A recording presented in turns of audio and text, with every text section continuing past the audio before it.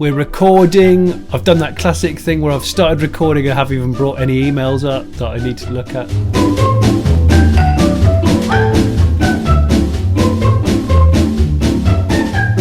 This week's podcast is brought to you in association with the letters O and H. Oscar and Hamish, makers of premium tailored luggage for the trunk and frunk of your Tesla Model S, X and even Model 3.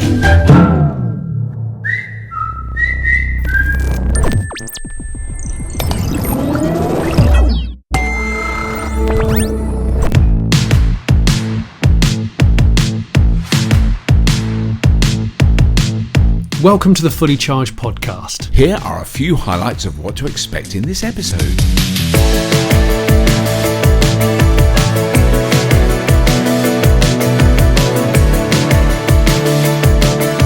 Jonny wants to steal someone's identity. Now say something else now. Hi, I'm Brian Cant. Welcome to Play School.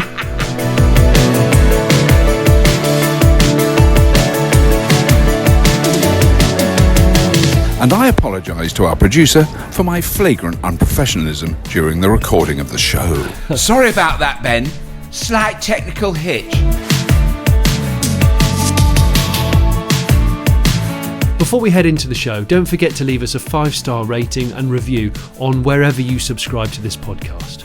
Thank you again to all our supporters on Patreon. And if you want to have a look at supporting us too, it is very much appreciated. Without your support, we wouldn't be able to waffle on and talk about nothing or some stuff about EVs and sustainability. From myself, Robert, and the guys behind the stage door like Stuart and Mark and Ben and all the present and past members of Faraday Past. Thank you so much for listening to Fully Charged and also for watching it on the YouTube. Let's get on with this episode.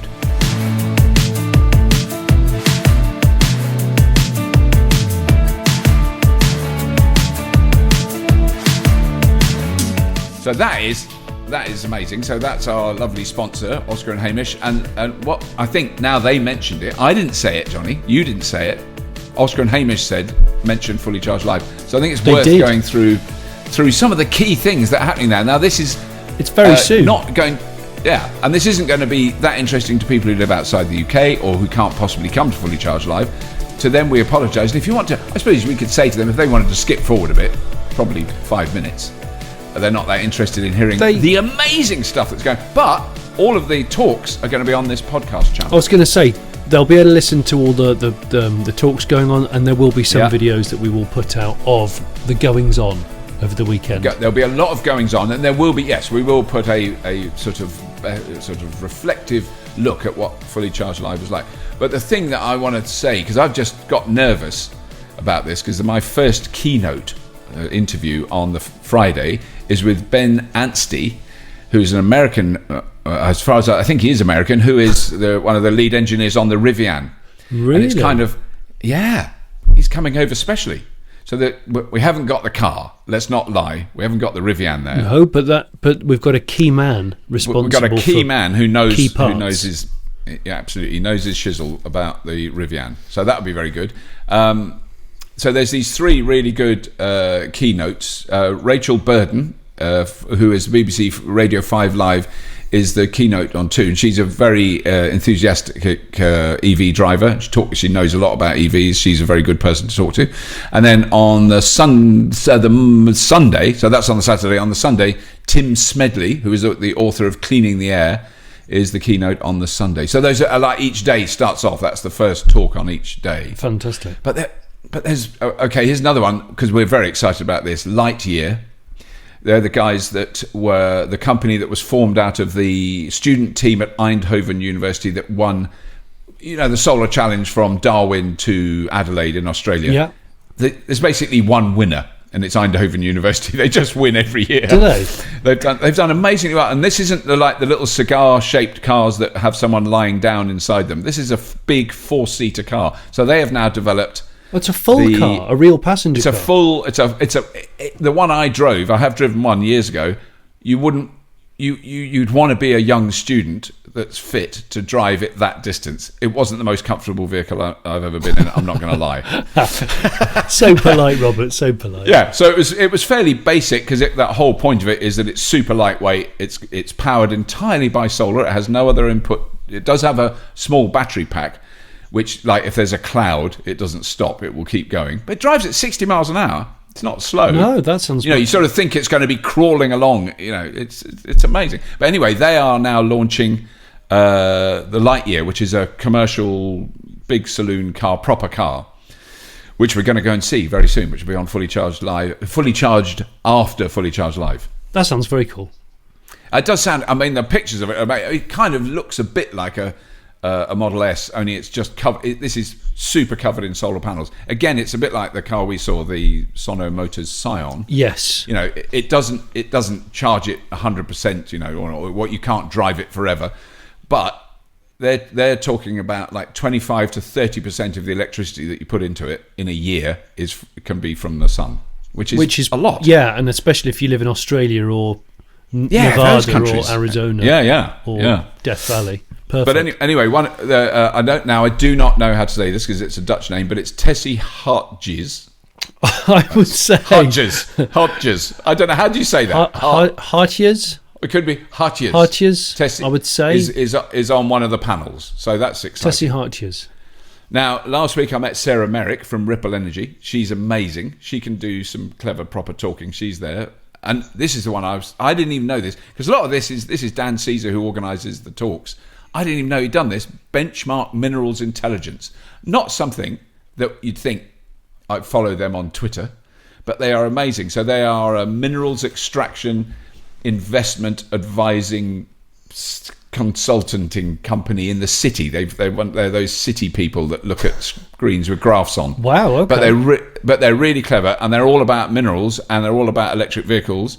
And this wonderful guy, Simon Moores from Benchmark Minerals Intelligence, is on the panel session on batteries, which is just brilliant because it's all those things that we all hear.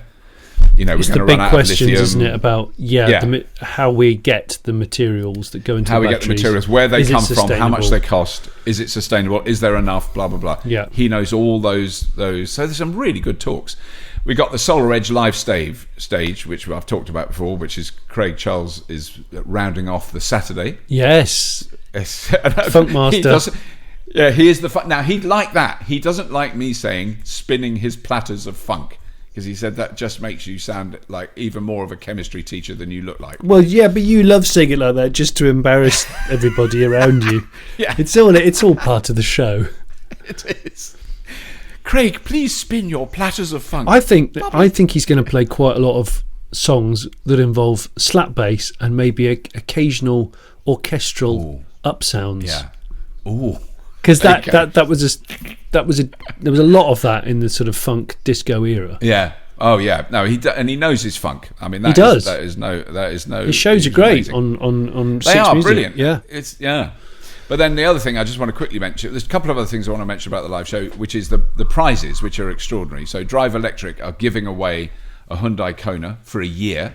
So they lease cars. That's where we lease our cars from, and they're giving away a free Hyundai Kona to some lucky winner. Well, I can't enter it, so I find this a bit unfair. I know. It is. I want to enter and have half a chance of winning. I think you should enter under a false name. Okay, Craig Charles. Going to enter it. But that's one of the prizes. The other one, which happened last year, which I think is incredible, is My Energy, who make the wonderful Zappi chargers. So My Energy, the purveyors of the Zappi, are giving away £1,000 prize at the end of each day. Each day. So you remember last year we gave away. I couldn't believe it, because I thought you hear that when we were really busy and you're thinking, I don't know what. Yeah, and they actually gave away £1,000. They gave away £1,000. So there were 3 people will leave Fully Charged Live this year with £1,000. That's very cool. Tax free as well. Tax. You have to say that these days, don't you? Do you? £1,000 tax free. I don't know if it is tax free. God, it'd be annoying if you had to pay 40% tax on it. Well, who's going to know? Who's going to know? Don't tell them. Shh. Now, the last thing I want to just quickly mention is LV Insurance. So I met with LV Insurance recently. They are one of our primary sponsors of Fully Charged Live. But Martin Milliner, beg your pardon, is speaking at Fully Charged Live.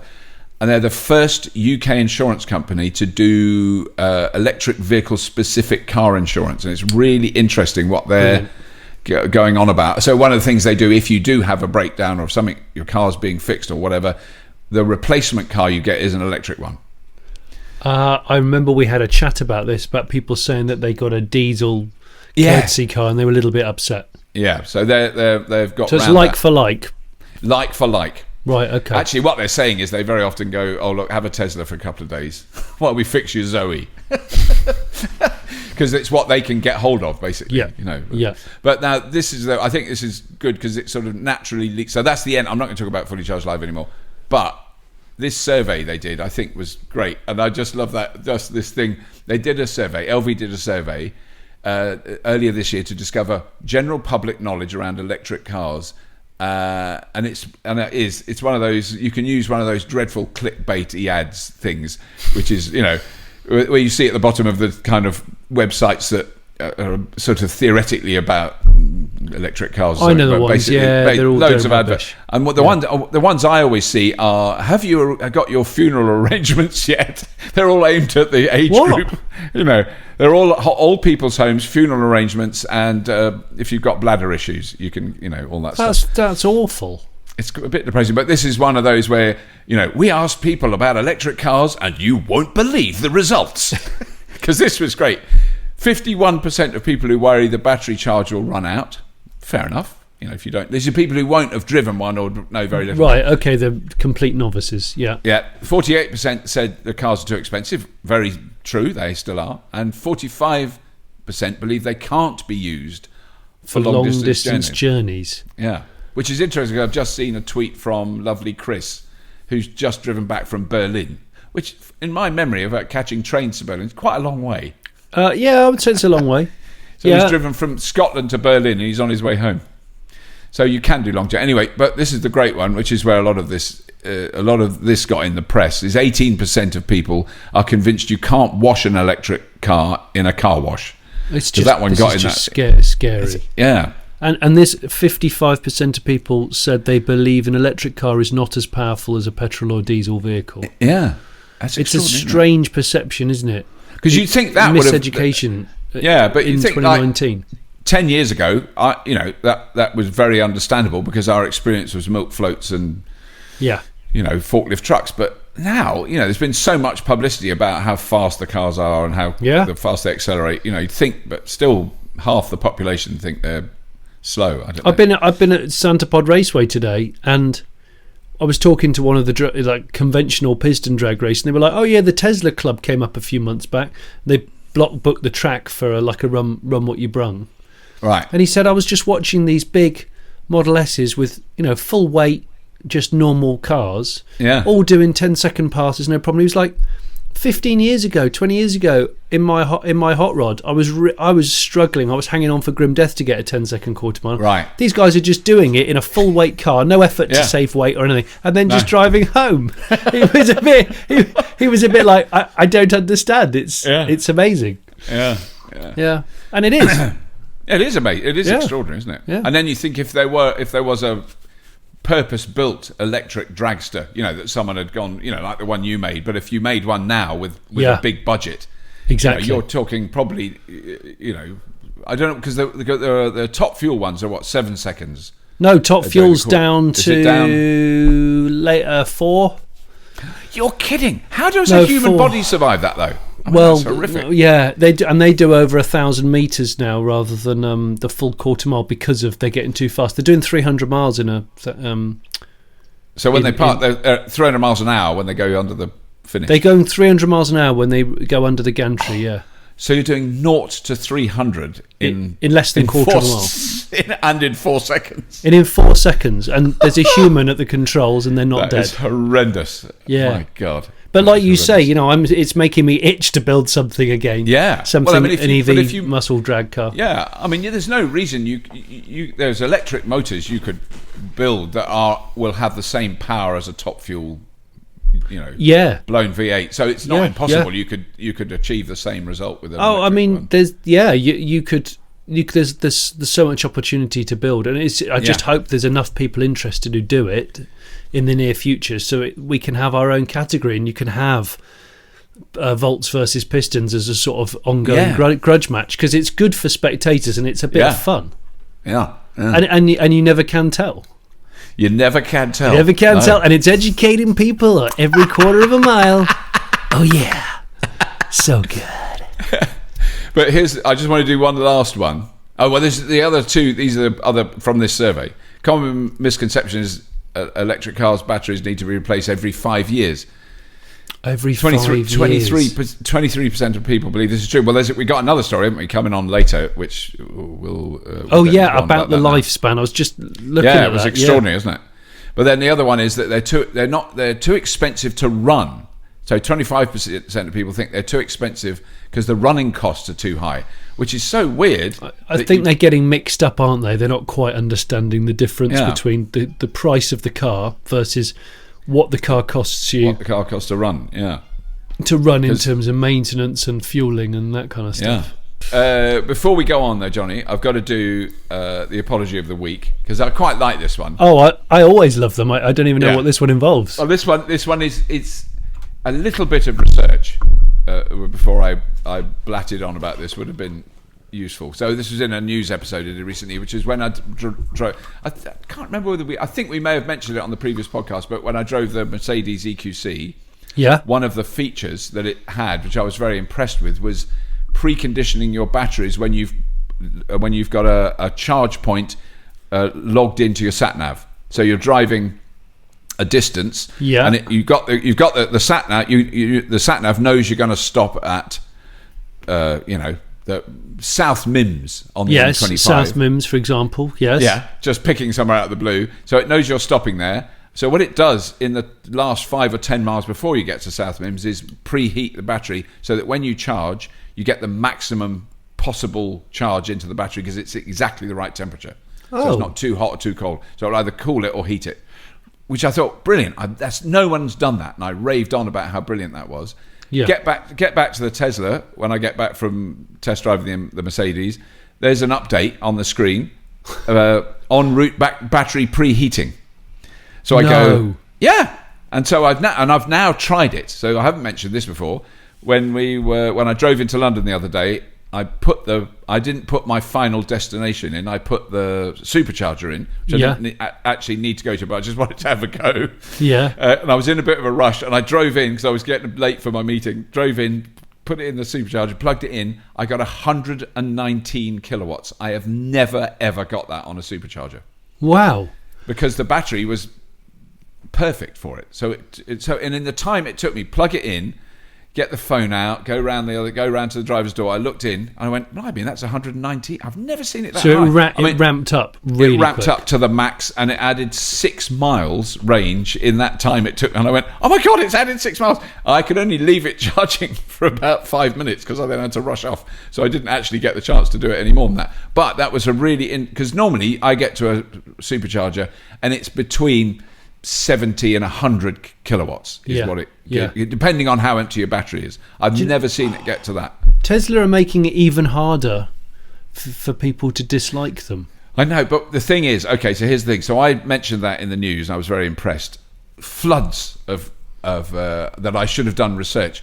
That update has been out in American Teslas for like 3 months, 2 or 3 months. Oh, has it? Yeah, and I could have done a little bit of checking to see that. You could have been, but it's still quite recent, and actually I didn't know, so I'm going to put my hand up and be completely honest and say I didn't realise that. We can do a double apology. I'm not a member of the Teslarati. No, though. Well, no. I think I might be, but I'm not a very I'm not a very attentive You're like member. You're like a backbencher. You know, you just turn up and go, I'm part of all this. I don't listen, but I'm part of it. And I tend to agree with the opposition quite a long time and cheer them, and then all the other people on the backbench look at me and give me a dirty look.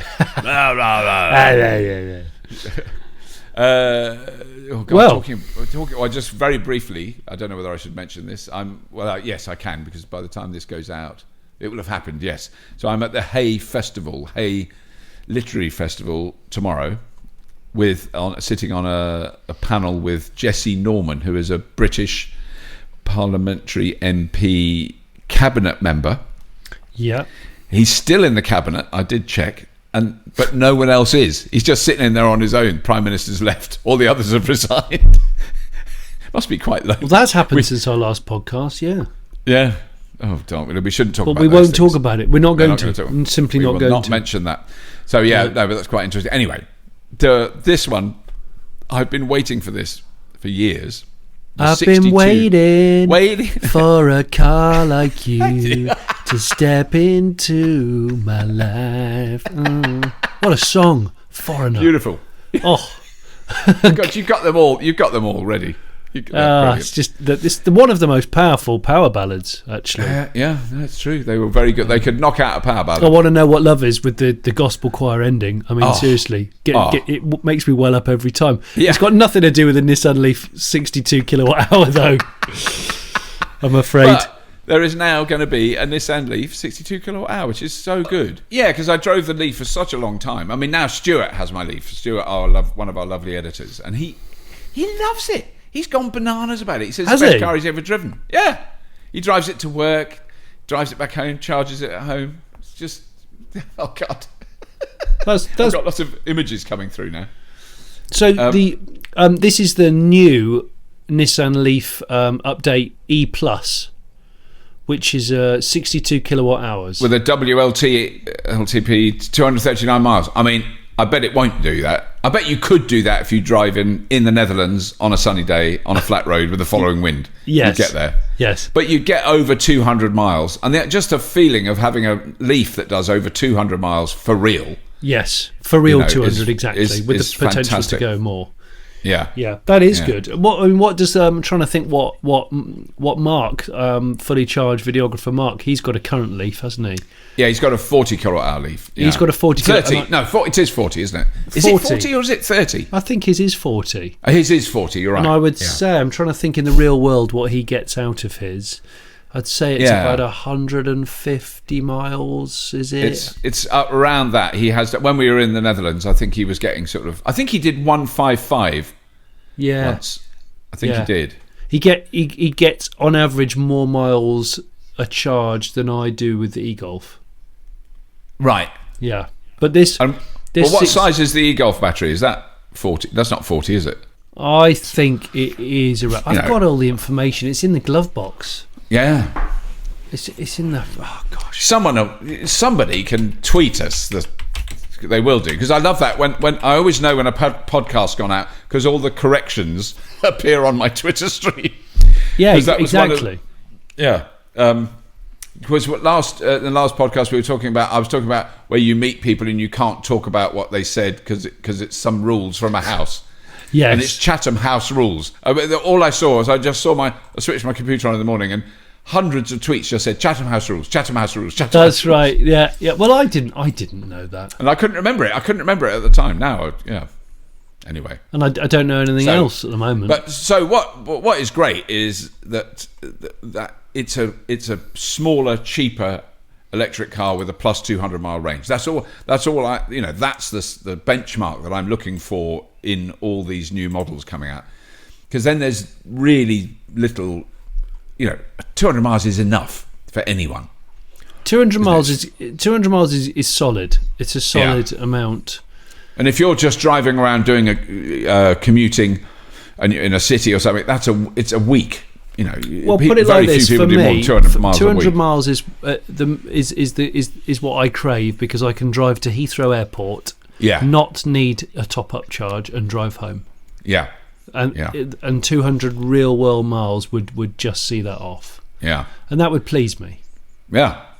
That would please me. We don't know how much this car is. I mean, it's generally one of the cheaper electric cars, along with the Zoe, isn't it? The Leaf has been, and the new Zoe's imminent.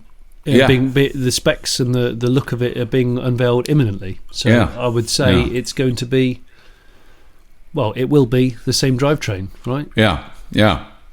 And actually, because what we're doing I've realised this episode it's just Leaf City. It's all about Leafs. Because I do love that other story, which I only saw this afternoon, which I sent you a link to. The Leaf batteries. Yeah. Oh no, well, not the Leaf batteries. No, the Leaf. Let's do the Leaf batteries at the end. But the Leaf Oh, where's it gone? Yeah, here's a man who's got it all organised. I had it all really well organised. The company in because actually your stories are good as well. We'll do those as well. But the company in Miami, Florida, USA, a taxi company. Have I sent you that link? I can't remember now. Is it in this list here? Is it in? It could be. I know. I think I might have texted it to you. Okay. Hang on a sec. No. Yes, that one. There we go. Yeah, Nickel Ride finds EVs are so affordable they can give rides for free. Give rides for free. This is insane. I was just trying to explain this to someone this afternoon. They did not know what I was talking about. Well, I don't know what you're talking about, so I'm just reading it. So a company operating in southwest Florida, St. Petersburg and Fort Myers, Nickel Ride, not Nickelback, has found a new way to turn the advantages of electric vehicles into a competitive advantage. Just download the Nickel Ride app at either the Apple or Google store and request a ride for free. The company uses advertising revenue to pay for the drivers and the cars. They have advertising in the app, on the outside of the cars, and on a screen inside the vehicles. I'm sure tips are also accepted. It seems like a great idea to get a free ride and help the environment at the same time. Wow. I mean, it's just a bizarre business case, but this is a story from Clean Technica. We should say that, but it really caught my eye because I mean that's the one thing. All the taxi companies that are using pure electrics. I mean, there's a couple of taxi companies in the UK that just use mostly Leafs as taxis. Their savings on fuel in a year are astronomical. They can afford to buy another 1 or 2 cars at the end of a year because they've saved so much money on fuel, particularly when they start charging themselves. I mean, it's possible these guys, particularly in Florida, they could have, doesn't actually say, some healthy solar going on there, but they could have some serious solar, couldn't they, over a depot? I think so. Yeah. But it's just, I've never heard that before. I mean, you can't, it could be a launch thing just to get the company going or something, who knows, but free on-demand electric rides. Well, are there any fully charged listeners / viewers based around Southwest Florida? If you are and you have experience of this, or you can just try it for a giggle, let us know. Because at the moment, what they're saying is they're operating in 5 cities. They've got 22 eco-friendly vehicles. They've given 70,000 miles of free rides already given. Wow. They've saved 758 gallons of gas, or as we would call it, petrol, or anyway, and 18,000 miles driven, and they're just getting started. So they've only just started. So they So they have in the headrest of the driver's headrest when you're sitting in the back, you've just got adverts playing at you all the time. The cars are completely festooned with adverts. But that's okay because you could just drape your coat over that. I mean, obviously if they're listening, I didn't say that. It might ruin their business model.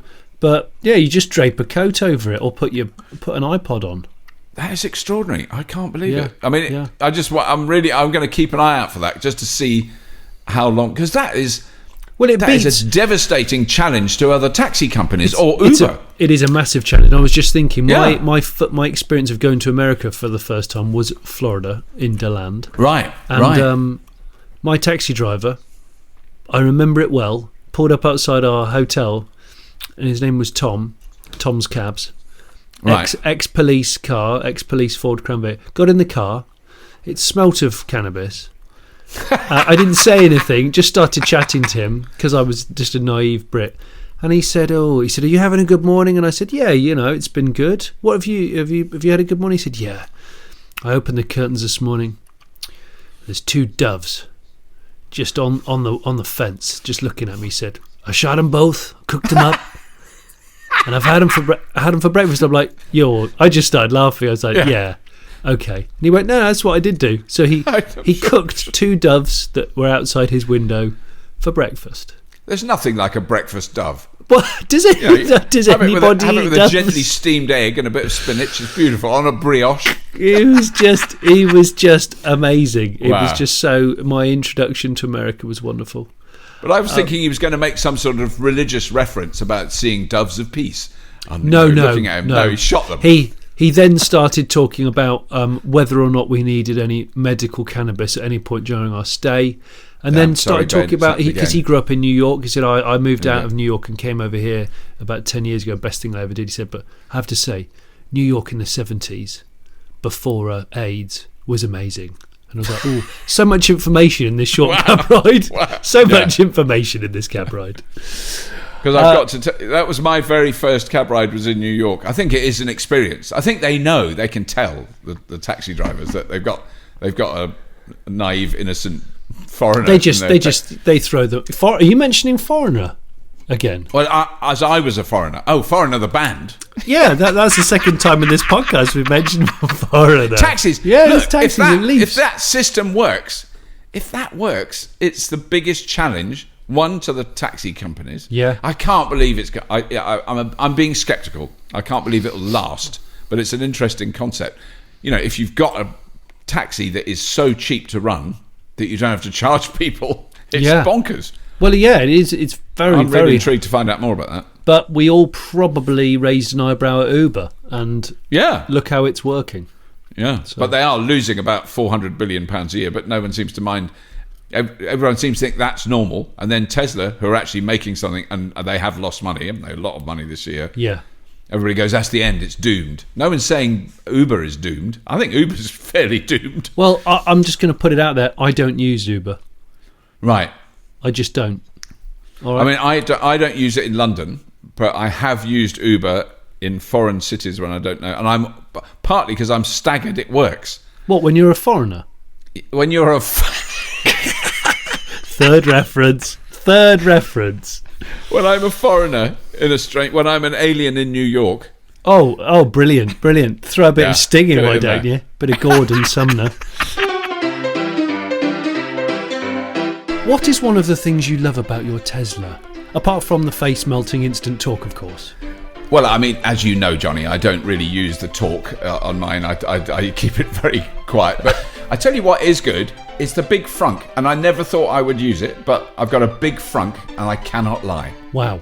Very revealing. So how do you manage to pack all the funny shaped spaces? It must be like playing Tesla Tetris. Well, it is a bit, but it would be. But now I've got some tailored luggage from Oscar and Hamish. And what that is brilliantly shaped luggage. I mean, if it's not in the Tesla, it does look a bit weird. But what you do is you pack it in the house.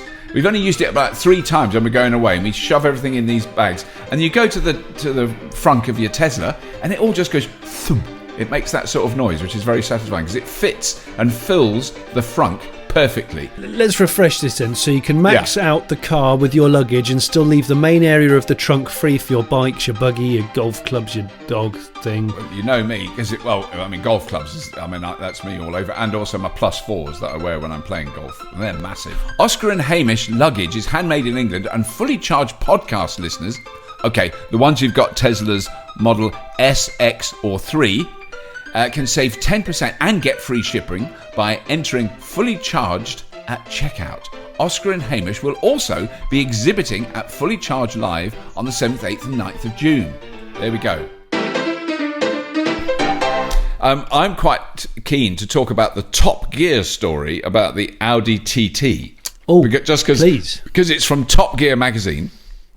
Yeah. And it has that bit of sort of heartbroken sadness in the text about the lack of the wonderful V10 Audi, which I have to say, I appreciate an Audi with a V10 in it. It is an engine. It's a special engine. Yeah. There's no doubt. But they're bringing out, the next Audi TT is going to be electric. Probably won't be called the TT. They're replacing it. Yeah, Audi will replace the TT with an electric sports car as the headline, with a subhead of saying, will the next R8 morph into an electric supercar? Yes. Yeah. So the TT's there, a little 4-wheel drive coupe, which people say is hairdressery, but it's not actually. Yeah. It's better than that. And I've never driven one. I presume they're very good. It's a fine car. It's a really good car.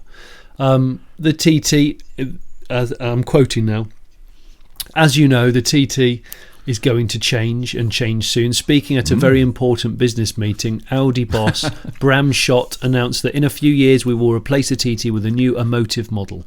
Oh, emotive. Said emotive model will be the same price range as the current TT, so circa £40,000 for one with a modicum of power, but be rather different. It'll be fully electric. 2019, and it says, and all your heroes are dead. Yeah. Audi and the wider car world, of course, is all going electric. Audi itself notes how the upcoming e-tron GT, a fantastic car, will showcase the brand's ability to make sporty electric cars using the know-how that they're developing with Porsche for the Taycan. Yeah. Indeed, the company wants to sell 1 million electrified cars each year by the middle of the next decade. Wow, which is quite a lot of electric cars to sell by 2025. Our core product, the automobile, should contribute to the progress of our society, says Bram Schott, Audi boss. There you go. And will the R8 become EV? Well, a version of the R8 will, and it'll probably become a plug-in hybrid first, but we'll see. Right. Because the R8, because there's very few cars. So I'm walking down a street in London. Picture this. Picture it. Minding my own business, and there's a Ferrari or there's a Lamborghini or something, and I just go, whatever. I'm not impressed. Yes. But then an Audi R8 pulls out of a garage muse. Oh, I love a wealthy muse. Yeah, and it's come up the cobbles of the wealthy muse, and it stops at the top, and it's going, and I, Mr. Eco, holier than thou, elitist, overprivileged bubble of something, I'm looking at it and going, I like that, and then it goes as it drives off up the road, and I go, that's. It absolutely does. I appreciate that. It's their first foray into supercardom, and they it's a nice looking car. I do like it from the word go. Actually, never been in one of them either. But there we go. They will, if they do an electric version and it's going to be good. The same or more power than the V10. It'll be fantastic, just beautiful and desirable. Full stop. Yeah. But then I think we should then go from what's that word? I'm going to forget the word again. Segway. It's like Chatham House Rules. Not Segway. I've totally forgotten it now. I've forgotten even what I was going to say, let alone the word I was going to say. Off-piste. But it was to go to the other end of the electric vehicle spectrum, the Skoda Citigo. Bookending, I don't know, transition. Transition. Oh, sorry, I've just knocked my microphone over by gesticulating too much. And you can't blame the character. Gesticulation, Gesticulation. But motor1.com. That's where we got this story. Skoda Citigo. This broke last week. A while ago now. About Skoda's only a couple of days ago. Skoda's first step into electric cars with the Skoda Citigo-e EV. Yeah, fussy name, but sort of looks like the E-Up. Would it be based on the E-Up? It's exactly that. It's Skoda's. It is. Okay. It's Skoda's Up, which is called the Citigo, and Seat have a version called the Me. Right. They're all the same car. Right. It's got Skoda's supposed to be worse, but it ends up being better than the Seat. That's generally what happens. Right. By accident. Because then, wait a minute. Seat Spanish. Seat Espanol. Espanol. Where does Skoda come from? Were they Eastern? So they were an East, and they predated. They were making cars. Skoda's 100 years old or something. Yeah. Skoda. Yes, I do remember that. Skoda make great, but like you say, Eastern Bloc cars that got ridiculed. But they were actually, some of them, like the rear engine, rear wheel drive Skodas were awesome. Absolute rally and hill climb giants. Yeah. But they got bought by the VW Group in the 90s. It would have been in the sort of mid 90s, I would say. Yeah. After perestroika and the collapse of the Iron Curtain. Oh, exactly. For younger listeners, Google that and see what that was all about. Yeah, Google Iron Curtain. It's not a derivative of rock music. Actually, no, it does sound like one of the early bands that supported Faraday Past. Oh, absolutely. But the problem is they were a little bit too extreme, a little bit overpowering, and they took away the message of what the main band, main act was truly about. And so as a result, it had to end. Iron Curtain had to support another band. But that's good. But what is important about this? It's joining an increasingly long list of smaller, lightweight urban cars that do 165 mile range or 265 kilometres. But you know which what, is Robert, the WLTP. That's really big when you look at the size of that car. That's a tiny little car. It's a very small car, and the E-Up has always suffered from having quite a pathetic range. Yeah. You know, I drove on years ago, and I was quite scared going short distance. Yeah, I never drove. I mean, what was annoying was it was a great little car to drive, because I drove that, of course, in Milton Keynes. Of course, that's where the test drive drive was. All the best test drives happen. Yeah, but I took it into a car park and parked it, and it was so easy. It's such a tiny little car. I mean, a really nice car. The Up is great. The VW Up is a great car. The Up is a fab car because it's got tons of cabin space for a short wheelbase, short overhang, and damn cheap, really, for a new car. But this, the figures that they're quoting on this thing, WLTP, 165 miles, 155 pounds-feet of torque, which is 210 newton meters, 82 horsepower, 61 kilowatts. Right. But that could be, I mean, depending on how aggressively they price it, that could be amazing. Yeah. Because it is a really, really good little car. What are they saying here? Electric motor should prove more than adequate around town. Taking into consideration Skoda says the electric Citigo will run 0 to 60 in 12.5. Yeah, it's fine. Yeah, and 37. It's a nippy little car. Yeah. And doing a top speed of 81 miles an hour. Well, 81's absolutely fine. You can live with that. Yeah, so that's cool. So obviously an advancement on the existing E-Up. Yeah. And that, because also that thing, because I can't remember what the E-Up had. I think it was an 18 kilowatt hour battery. I seem to remember. It was very small. Very small. And this has got 36.8 kilowatt hours. So that tells you all that. So when would we have seen the E-Up? I'm thinking 7 years ago. It's got to have been. It's got to have been that much. And in that time, because we know the size of this car, there's nowhere to absorb double the size battery pack in that car without losing the seats, and they won't have done that. So that tells you how much battery energy density has increased in that time. Density. Yeah, it has to be. And also, my guess, and I might be wrong here, is that VW won't do another E-Up. Maybe they'll kill the E-Up because they'll use an ID MEV platform thing, but they'll let the cheaper brands, i.e. Skoda and Seat, play with the run-out mod, the chassis of the E-Up, and stuff in even more power and batteries, which is clearly what they're doing. So, applause is due. Yeah. Applause. We're happy they're going into production later this year, which is really good. So I do think the price. I want to know the price. Yeah.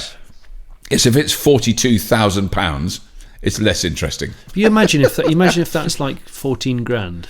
Yeah, that's what I'm thinking. If it's sub 20, if that's 15 grand, then we could be in business, and it'll probably have an 8-year high voltage warranty.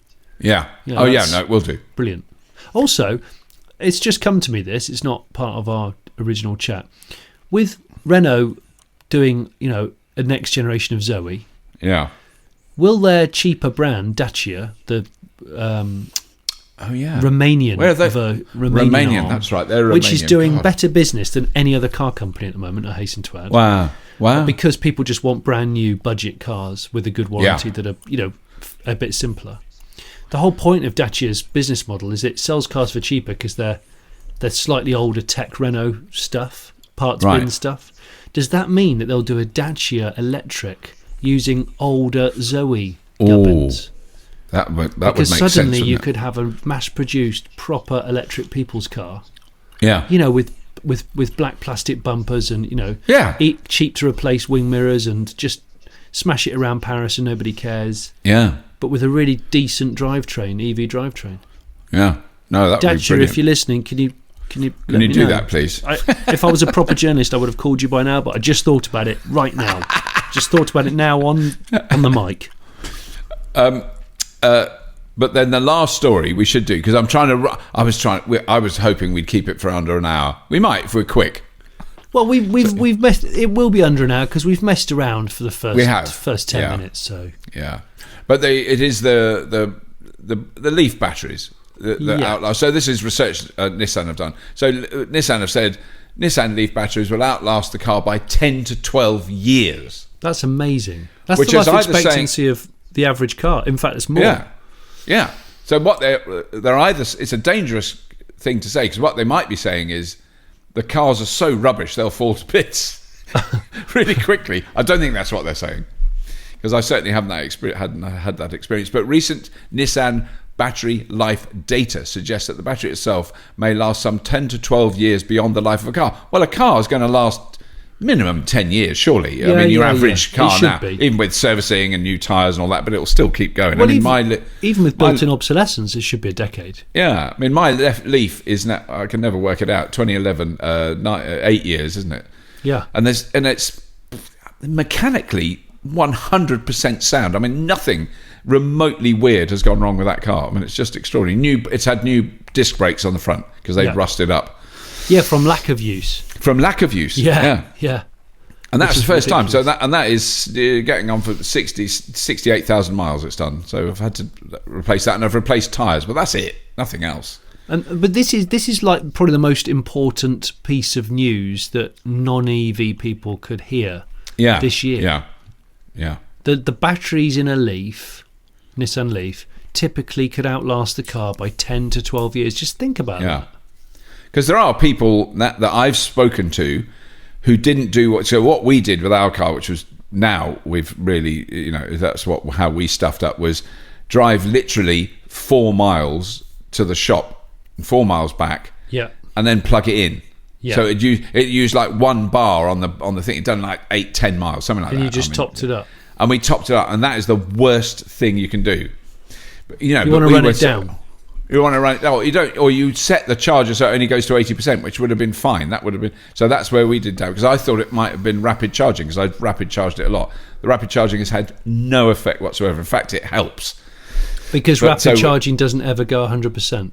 No, and it's also the software that's running the rapid charger is much more sophisticated than a 7 kilowatt charger at your house, which just gives you 32 amps regardless. Doesn't matter how full or empty the battery is. Okay.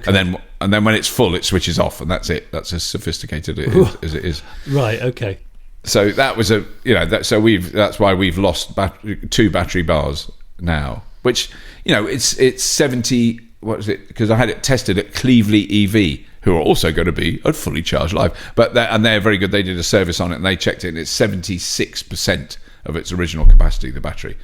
But he said if you hadn't done that, it would be at about 85% now after those many miles. And there's lots of people, lots of Leafs he's seen that have done 100,000 miles and have now lost 1 bar after 100,000 miles. Wow, which is. It's very annoying. Impressive little car. Yeah. And there's over, how many are there now? There's over 500,000 in the world, I think. No, there's 400,000. There's 400,000. Well, they're saying they've, fleet of over 400,000 Leafs around the world. They're keeping an eye on the battery life of all of them. Wow. But that was it. So then the guy who presented this information, managing director of Renault Nissan Energy Services, Francisco Carranza, revealed that the batteries in these cars seem to have a 22-year lifespan. I think what's interesting about this is even when I got the Leaf, no one knew how long those batteries would last. I mean, not even the most clever battery scientist, the most cynical petrol head, no one really knew. I mean, when Jeremy Clarkson said so wisely, you'll throw the batteries away after 3 years, I sort of thought he might be wrong, but I didn't know, because there weren't any cars that were 3 years old. No, it wasn't proven. No. But so he was asked what happens after that. So after 10, 12, 14 years in the car, what are you doing? So, and he said Nissan has a number of projects to use its batteries, either new or used, in applications outside the car. Last year, a 3 megawatt storage system, this is embarrassing for us, used the equivalent of 148 Leaf batteries, both new and used, that was opened in Amsterdam's Arena soccer stadium, aimed at providing a more reliable and efficient energy supply and usage, which was the football arena that we didn't have time to go to when we were in the Netherlands. Do you remember there was a bit of a... So we're still very sorry. I wrote a very apologetic email to the quite upset people. We will go out there, yeah, and we will see it. But I don't know if they wanted, because they were all waiting on the football pitch for us to turn up, because the messages didn't get through. Oh no, it was bad. Oh, we should have done an apology of the week last year. That's an apology of the year. It is. It's an apology. It's a career-defining apology. That was a real. Okay, well let's. Because we'd sent messages, and the people that we'd been talking to in the UK knew, but they couldn't get through to the people who were standing on the pitch of the arena waiting for us to turn up to show us the battery. I feel a bit Awkward. I think we were with the Sono Motors people. It all went wrong, basically. We were with the Sono Motors people. Yeah.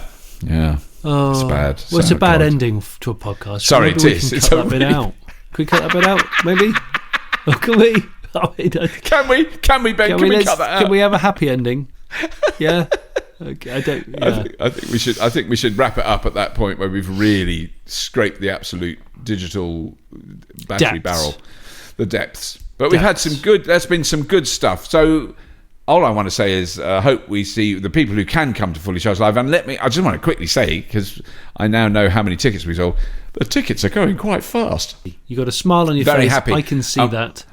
And we've got some great. There are some. I don't even know. I think he said, because the Peugeot E208, is that what it's called? Yeah.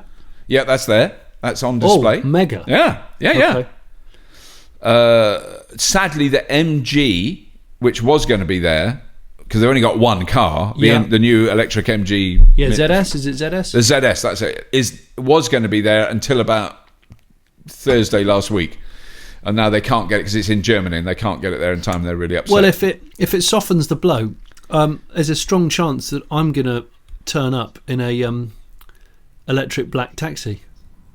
Ooh, yeah. That's good. I want one of them there. That's good because they're so nice. I might park it in the display and let people sit in and pretend to be a cockney. Yeah. Yeah. Yeah. You could sit in the front and say, do you know I had in the back last week? You never know. You never guess who I had in the back last week. Yeah, but I've actually heard that. I used to go to a steam bath in, what's it called? Porchester Hall, steam baths. It was a group of mates. We used to go there every 2 weeks, I think. We had a little boys' day. Oh dear, this is sounding awful. A fully adult male day. And we'd spend it in the sauna, then we'd go out for a curry. It was great. It was fun at the time. And but there were a lot of taxi drivers use it. And they sit there and they're quite big fellas. And they would talk about who they had in the back of the cab. Brilliant. They weren't talking to us, they were talking to each other. And they actually said that. You know, I had in the back last week. Just Mia Farrow. Beautiful woman. Beautiful. Always remember one of them had Mia Farrow in his car. He was very thrilled. Brilliant. Yeah. Well, I do love the black cab, and so the chances are I'm borrowing that one is brilliant. To bring it. Oh, fantastic. Yeah. Great. You could call that a scoop, maybe. Yeah, that's a bit of a scoop. I didn't know that was happening. There's going to be a lot of that sort of shizzle happening at FC Live 2019. Within our grasp and our resources, we're trying to cram as much in as we can collectively. Yeah. Rest assured. And you can find out everything you need to know about the show, which I should have done this at the top. Of course, I forgot. You've basically waited an hour and 3 minutes to do this in between. fullychargedshow.co.uk/fully-charged-live. Basically, if you look up Fully Charged Live, you'll find this webpage, and that tells you everything about it, how to get tickets. It will soon, for all the people who've already got tickets, you will be informed how you can book the test drives, because there's a lot of concern about that, because there's going to be, excuse me, that was my late tea, a lot of test drives. Well, all that's left to say is thank you very much for listening, everybody. Yeah, well done. If you've got this far, you're amazing. Yeah, we appreciate you listening, and we appreciate the comments, and we appreciate if you've subscribed to this service. I don't know if you can call it a service. Is it a service? I think it's a service. I think at best it's light entertainment. Oh, I suppose there is some information. No, there's some information today. I think we've got some actual information. The other thing we should mention, because I keep forgetting that as well, but I've been forgetting on purpose because we haven't done it yet, but I think this week we'll be launching Fully Charged Regen, which is a new channel on YouTube, which is primarily to put the podcast on, because a lot of people wanted to have podcasts on YouTube. Yes. So I'm intrigued by that, because I tend to use a podcast downloader app to listen to my podcasts. So this is a sub-brand. A sub-brand, and the other idea is, and I've shot one already, and it's so bad that even I can't. I'm too embarrassed to put it out. Which was, I'll shoot, and maybe you can do this too, and we can ask, everybody that you shoot a little bit of, if there's something interesting and it's not part of the main show. Yeah. You shoot a little thing on your phone. It doesn't have to be well edited, and we'll put it out on that. So I shot a thing when we were with the Mercedes team, and I said, "Oh, this is so exciting!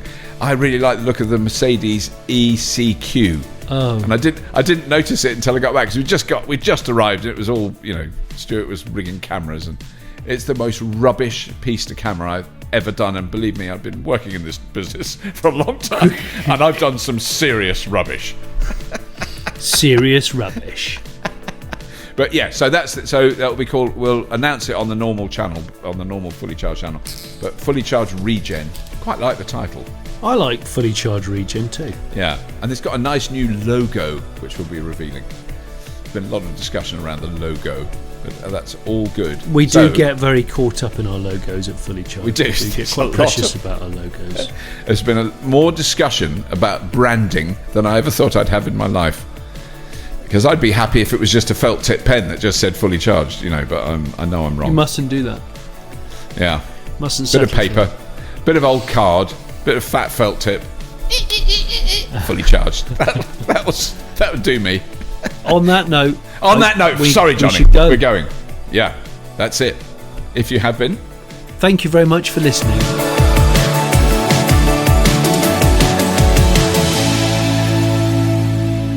Can I just say, this is the first podcast that I've ever done where I've just eaten an awful lot of gravy and potatoes. So I do feel ever so slightly bloated.